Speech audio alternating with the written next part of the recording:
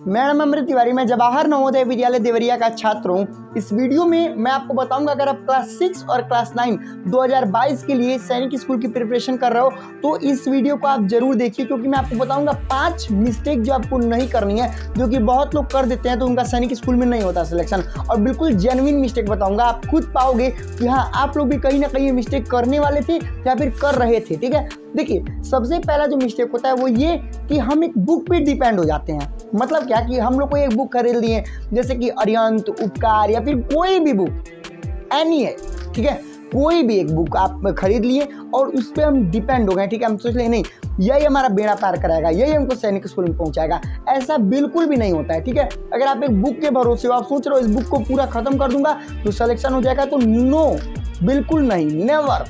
ऐसे क्यों मैं बोल दिया भाई? आप बोलोगे भैया ऐसे कैसे बोल रहे हो, नहीं होगा, आपके पास कोई प्रूफ है? आप जरा खुद सोचिए, लाखों बच्चे सैनिक स्कूल का प्रिपरेशन करते हैं, लाखों बच्चे, उसमें से क्या 50,000 भी बुक नहीं कंप्लीट करते होंगे? चलिए 50,000, 40,000 नहीं कंप्लीट करते होंगे, चलिए 30,000 नहीं कंप्लीट करते होंगे, तो क्यों नहीं सबका सिलेक्शन होता है? आप खुद सोचिए जरा। ये इसलिए कि भाई बुक में जो है वो लिमिटेड चीज दिया हुआ है, बुक के परे भी क्वेश्चन पूछता है। ठीक है, तो आप एक बुक पे बिल्कुल डिपेंड मत होइए।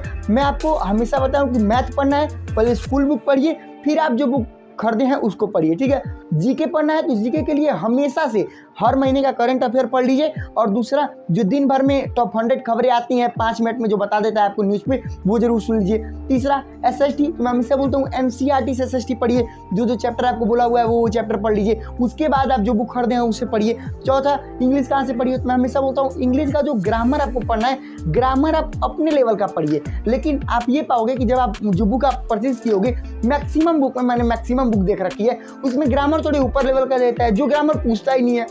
ग्रामर जेन्युइन ग्रामर पूछा जाता है। आप जरा सैंपल पेपर लीजिए, प्रीवियस ईयर पेपर लीजिए, आप ये पाएंगे कि ग्रामर बहुत हार्ड नहीं पूछता है, बट हम लोग गलत करते हैं।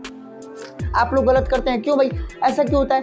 रीजन उसका ये है कि भाई हम लोग ऊपर लेवल का ग्रामर पढ़ लिए हैं, आप लोग ऊपर लेवल का ग्रामर पढ़ लेते हैं और ज्यादा दिमाग लगाने लगते हैं, तो वो नहीं करना है, वो चीज़ आपको बिल्कुल नहीं करनी है। ठीक है, तो एक बुक भी डिपेंड नहीं होना है आपको। ठीक है, आपको सबसे पहले अपनी school book, NCERT, news, current affair को पढ़ना है, उसके बाद ही आपको किसी भी बुक पे जंप करना है। ठीक है, दूसरा गलती क्या होता है भाई? दूसरा गलती आप लोग में से बहुत ज़्यादा लोग करते होंगे, मैथ पढ़ रहे हैं, मैथ कहाँ, हाँ क्वेश्चन लगा रहे हैं, मान लीजिए किसी बुक से, स्कूल बुक या फिर आपको कोई बुक आप क्वेश्चन लगा रहे हैं, फिर अपने क्वेश्चन लगा दिए, छोड़ दिए, हटा दिए। ऐसे नहीं करना है। आप खुद फील करोगे, जब आप क्वेश्चन सॉल्व कर रहे होगे ना, तो उस बीच में आप देखोगे कई क्वेश्चन होगा जो देखते ही हो जा रहा होगा, कई होगा जो थोड़ा ट्राई करेंगे तो हो जाएगा। एक ऐसे टाइप का क्वेश्चन होता है जिसको आप 1 बार, 2 बार, 3 बार किए नहीं हुआ, चौथी बार या फिर तीसरी बार में होता है, उस क्वेश्चन को आपको टिक लगा लेना है बुक में। अब आप बोलोगे भैया टिक क्यों? टिक इसलिए कि अगर आप बाद में रिवाइज करते हैं, यानी कि 3 से, मैं हमेशा बोलता हूँ पेपर के 10 दिन पहले आपको नहीं पढ़ना है, उसमें आपको रिवीजन करना है, सैंपल पेपर सॉल्व करना है, ओएमआर भरने की प्रैक्टिस करनी है। ठीक है, जितना सैंपल पेपर हो सकता है 2 घंटे में, 3 घंटे में, 2.5 घंटे में, 2.5 घंटे में या फिर 2 घंटे में। ठीक है, आपको पेपर सॉल्व करना है, 2.5 घंटे और 3 घंटे का पेपर होता है 6 और 9 का। ठीक है, आपको उतने में पेपर को सॉल्व करना है। ठीक है, इसी का होता है एग्जाम का टेम्परामेंट बिल्ड होता है, रिवीजन करना है। तो रिवीजन करेंगे तो क्या, मान लीजिए आप टिक लगाए नहीं है, क्या रिवाइज करें, पूरा बुक दोबारा पलट रहे हैं, कोई फायदा है?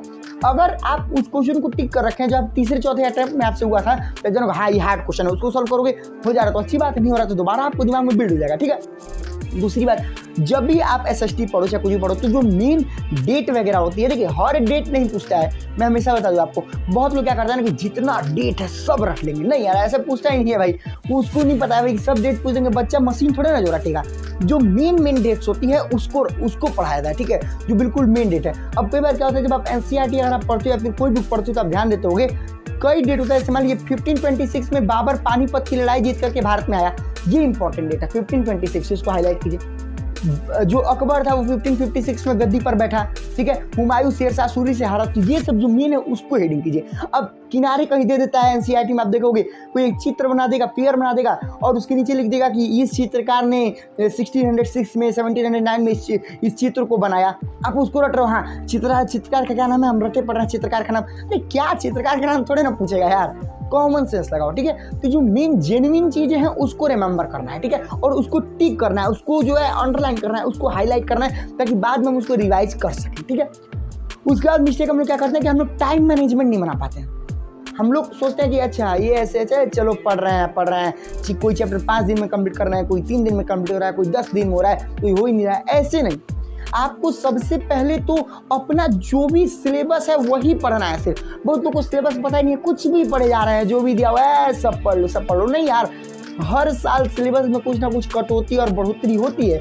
आप मेन जाओगे सैनिक स्कूल की जो वेबसाइट है AISSEE.NTA.NIC.in, इस पर जाओगे तो शुरू में लिखा हुआ है इन्फॉर्मेशन बुलेटिन, उसको डाउनलोड कीजिए। उसको नीचे स्क्रॉल करेंगे तो नीचे आई थिंक 50 से 60 पेज के मतलब आसपास है, वो आपको पूरा सिलेबस दिया हुआ है। आप उस सिलेबस को नोट कीजिए, वो सिलेबस पढ़िए, वो जो है ऑफिशियल सिलेबस है, ठीक है। और उसी सिलेबस को जरूर पढ़ के जाइए। ऐसा नहीं कि हम ये चलो ये चैप्टर नहीं आ रहा, छोड़ो यार कितना क्वेश्चन पूछेगा, नहीं, हर चैप्टर को आपको पढ़ के जाना ही जाना है, ठीक है। टाइम मैनेजमेंट बहुत लोग होता है 4 दिन में पढ़ लिए, 5 दिन में पढ़ लिए, नहीं, आपको सोच लेना पहले से 3 दिन में इसको पढ़ना है तो 3 दिन में पढ़ना ही पढ़ना है। 8 दिन में इसको पढ़ना है तो 8 दिन में पढ़ना ही पढ़ना है इस चैप्टर को। 2 दिन में चैप्टर को पढ़ना है तो 2 दिन में पढ़ना ही पढ़ना है, चाहे कुछ भी हो जाए, ठीक है। उसके बाद क्या होता है अभी, उसके बाद हम लोग क्या होते हैं, एक्स्ट्रा दिमाग लगाने लगते हैं। हम लोग सोचते हैं ना कि बहुत जोश में आ जाएंगे जब पढ़ाई लिखाई नहीं हो रहा है, 1 हफ्ते से सोचते हैं नहीं यार फॉर्म भरे हैं यार, पास होना है, ये है वो है, सोच के हम लोग बैठते हैं कि बार और सोचते हैं नहीं आज जो है आज 8 घंटे पढ़ेंगे, तो आज 8 घंटे पढ़ लिए, हो सकता है अगले दिन भी 8 घंटे पढ़ लिए, तीसरे दिन पढ़ लिए। ये चीज़ हमेशा से कंटिन्यू नहीं हो पाती है। मैं हमेशा ये चीज़ बोलता हूँ, या 2 दिन 3 दिन एट मैक्स कंटिन्यू करोगे। आपको शिफ्ट बना के पढ़ना है। सुबह उठे 2 घंटे पढ़ लिए, 2-3 घंटे मौज किए, फिर 2 घंटे पढ़ लिए, फिर 2-3 घंटे मौज किए, फिर 2 घंटे पढ़ लिए, फिर 2-3 घंटे मौज किए।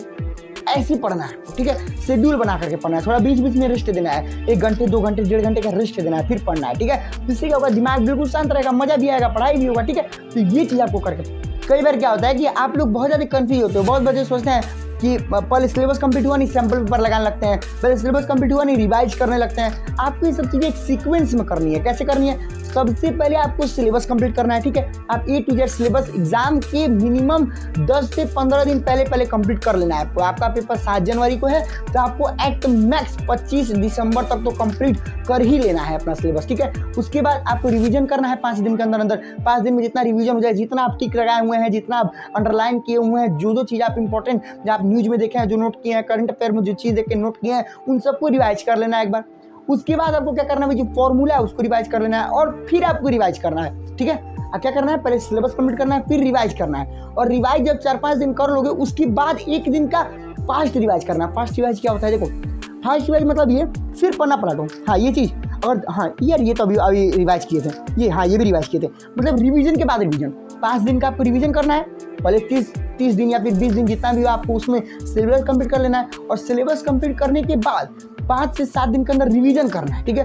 और उसके बाद 1 दिन का फास्ट रिवीजन, यानी कि 7 दिन में जो रिवाइज किया उसको 1 दिन में कैसे भी पूरा रिवाइज कर देना है, ठीक है। उसके बाद आपको अंतिम के 5 दिन में सिर्फ और सिर्फ सैंपल पेपर और प्रैक्टिस पेपर अपने लिमिटेड टाइम में सॉल्व करना है, ठीक है।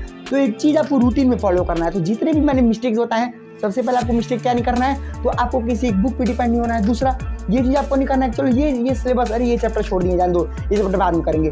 तीसरा आपको अपना सिलेबस ही सिर्फ पढ़ना है और ऑफिशियल सिलेबस पढ़ना है।